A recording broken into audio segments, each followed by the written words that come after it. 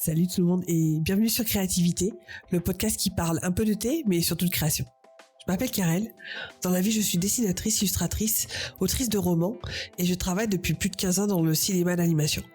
Mais vous me connaissez peut-être sous mon nom d'artiste ou de booktubeuse, Kodaleya. Sur Créativité, je vais vous parler de création dans l'écriture et le dessin, mes domaines de cœur. Ici, je vais aborder mes coups de boost, mais aussi mes coups de mou, mes retours d'expérience, mais mes aventures, mes peurs, mes angoisses, mes réflexions et mes expériences passées, actuelles et futures.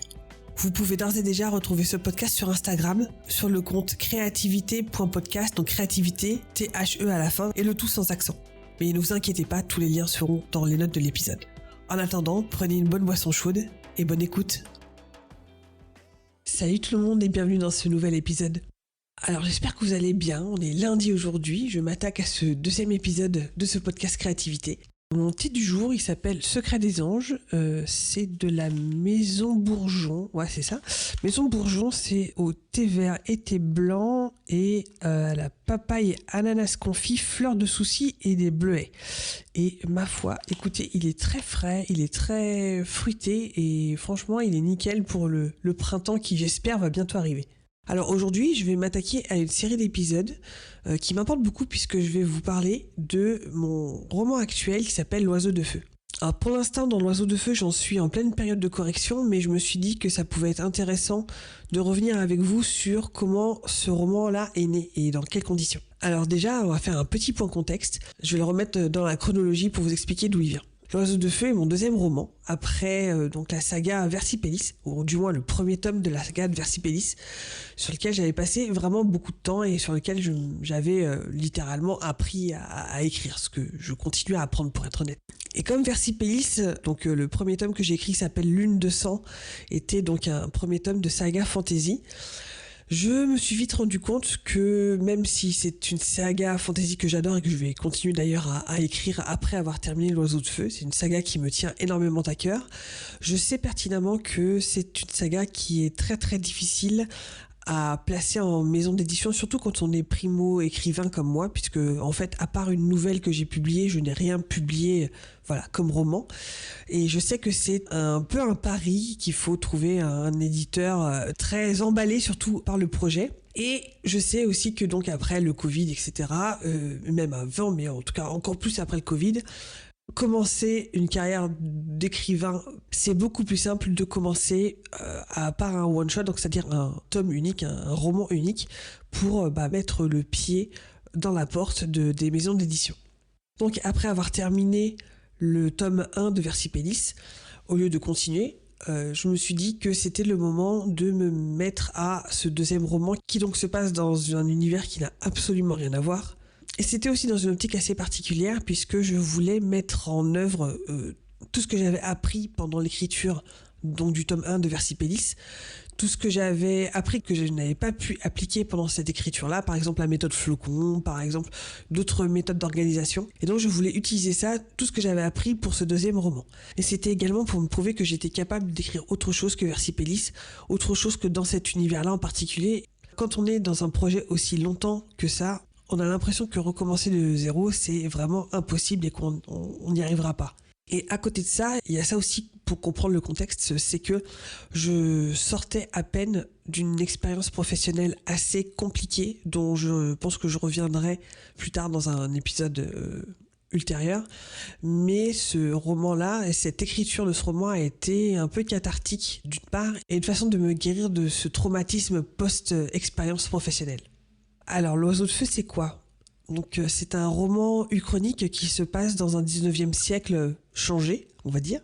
C'est à la fois une enquête et un roman d'aventure young adulte. Et donc, ça n'a absolument rien à voir avec la saga fantasy adulte dont je parlais tout à l'heure. Alors, je ne sais pas si certains d'entre vous connaissent ce qu'est l'Uchronie, mais je vais expliquer ça tout de suite. Alors, l'Uchronie, dans le dictionnaire, c'est un récit d'événements fictifs à partir d'un point de départ historique. Donc, vous connaissez un peu notre chronologie qu'on apprend dans les livres d'histoire. L'Uchronie, c'est quand on part d'un point de départ et qu'on va le faire diverger. Donc, on a un point de divergence qui est très important quand on crée une Uchronie. Je pense que l'exemple le plus connu qu'on donne d'habitude justement pour expliquer l'Uchronie, c'est Le Maître du Haut Château de Philippe K. Dick, qui est une nouvelle où les nazis ont gagné la guerre. Vous voyez le point de divergence, il peut y en avoir autant qu'on veut en fait des divergences. Ça peut être, je sais pas moi, François Ier qui meurt à Marignan, ça peut être la Révolution française qui n'a pas eu lieu, ça peut être, comme je disais, les nazis qui ont gagné la guerre, donc ça peut être comme ça des événements historiques importants qui ont changé et qui ont du coup changé la face du monde.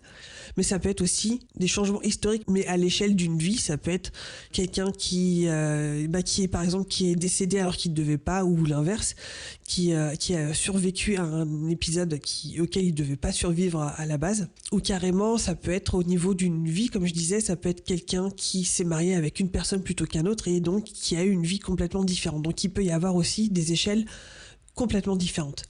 Alors moi, c'est un genre qui m'attire beaucoup, pour la simple et bonne raison que je suis une grosse aficionados d'histoire. J'ai fait des études d'histoire quand j'étais plus jeune. J'étais à la fac, en fac d'histoire.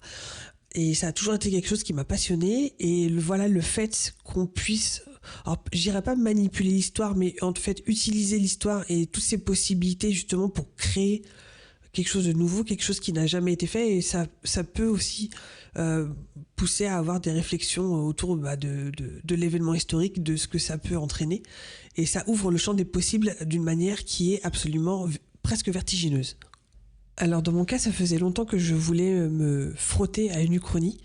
Et l'origine de ce roman est arrivée à un moment où j'ai voulu aussi répondre à un appel à texte qui sortait juste à ce moment-là, donc pour l'anthologie de nouvelles dans l'univers du Paris des Merveilles de Pierre Pevel.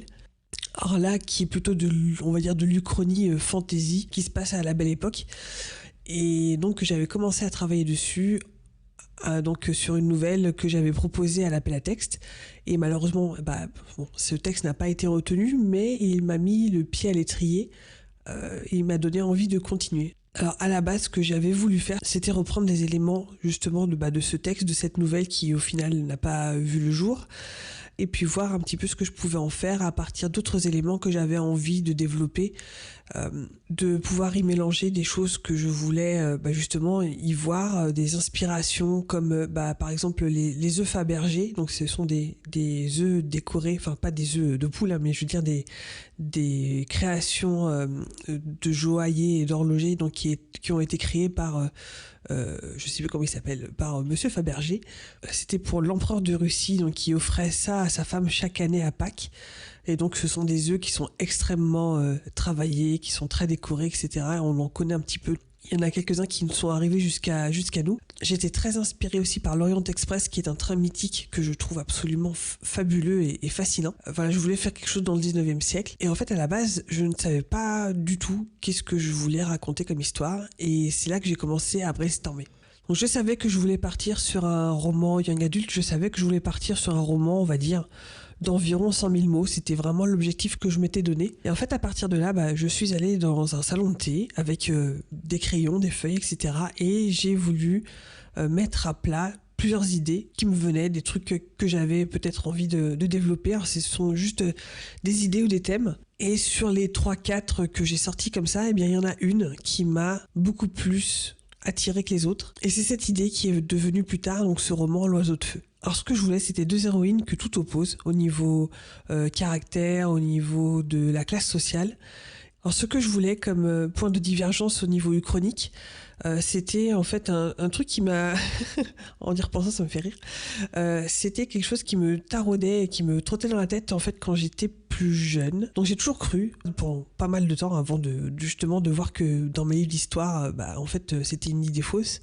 J'ai longtemps cru que Joséphine de Beauharnais, qui est donc la première femme de Napoléon, donc qui était née en Guadeloupe, était une femme noire. Et en fait, non, c'est une femme descendante de Béquier, donc des couches de la société blanche et propriétaire terrienne, donc des îles de la Guadeloupe et de la Martinique. Et en fait, je me suis dit, tiens, ça pourrait être justement une bonne idée de point de divergence, de faire en sorte que Napoléon a épousé une femme noire de la Martinique, ou plutôt de la Guadeloupe, et que ça a du coup infusé des personnes noires dans pas mal de tranches de la société, notamment dans les quartiers et dans les strates les plus huppées de la société.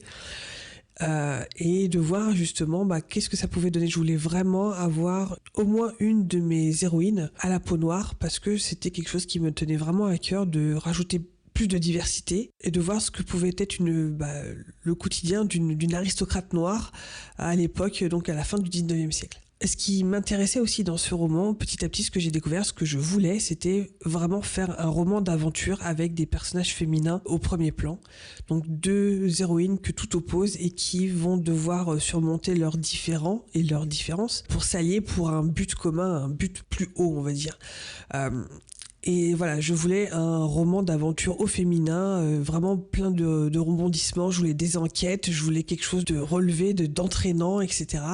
Et donc, le moment était venu de réfléchir à ce que j'allais faire de mes héroïnes. Donc, il y a une des héroïnes qui est issue de l'aristocratie, et donc qui est noire, comme je le disais précédemment, et une autre jeune fille qui vient plutôt des couches plus populaires, qui est une fille de joaillier et de bijoutier. Et donc, les péripéties vont s'imposer à elles deux. Et je sais qu'elles n'y étaient pas du tout préparées. Elles vont être forcées de sortir de leur zone de confort et de travailler ensemble. Il y a quelque chose qui m'avait beaucoup parlé à l'époque, quand je l'avais vu et quand je l'avais lu, c'était Les Rivières pourpres de Jean-Christophe Granger. J'espère que j'écorche pas son... Je sais que c'est Granger, son nom de famille, mais je suis plus sûre de son prénom. Donc Les Rivières pourpres, au niveau de la structure, c'était que justement on suivait 2 héros différents qui ne se connaissaient pas. Je me souviens plus de leur nom, mais en tout cas, voilà, c'est 2 flics qui travaillent pas au même endroit, etc. et qui, au début, n'enquêtent pas du tout sur les mêmes choses, et on se rend compte justement au fur et à mesure que les choses sur lesquelles ils enquêtent se rejoignent. Ils vont finir par se rencontrer et faire équipe pour enquêter sur la même chose. Et ça, c'était quelque chose que je voulais travailler dans ce roman-ci, et c'est vraiment la structure que j'ai repris. Donc on suit de manière complètement décorrélée les 2 héroïnes au début, et elles vont se retrouver à un moment. Je vous dis pas comment, je vous dis pas dans quelles conditions, mais elles vont être obligées donc de se retrouver et au final de travailler ensemble si elles veulent réussir à sauver ses parents pour l'une et à sauver son frère pour l'autre. Et en fait, ce qui est très drôle aussi, c'est que peu de temps après, donc j'avais déjà bien commencé, je pense que j'étais même déjà dans l'écriture du premier jet. Il y a une série qui est sortie sur Netflix qui s'appelle Bridgerton. Et donc, ce qui est assez drôle, c'est que, voilà, moi, j'avais vraiment commencé mon premier jet avant, et la conception de mon roman bien avant. Et en fait, la série Bridgerton, donc, qui se passe dans une Angleterre édouardienne, donc, avec des personnes racisées, justement, dans cette série. Bon, elle a ses défauts, hein, on est aussi d'accord. Mais, en tout cas, au niveau de l'ambiance, je me suis dit, mais c'est vraiment vers ça que je tendais, d'avoir, voilà, une diversité de cast, une diversité de personnes justement dans toutes les strates de la société, et ça m'a donné en tout cas raison de dire c'était un petit peu à ça que je voulais tendre, et c'est à ça que je voulais que ça ressemble. Bon, donc ça, c'est un petit peu comment ce roman est né. Et dans le prochain épisode, je vous parlerai de la planification et de comment j'ai réussi à mettre en place ce roman, donc de la planification au brainstorming, à la préparation des personnages, de l'intrigue, etc. et d'être prête à écrire le premier jet en seulement 3 mois. Voilà, c'est la fin de cet épisode. J'espère que ça vous aura plu, que ça vous aura donné peut-être quelques aperçus de ce roman.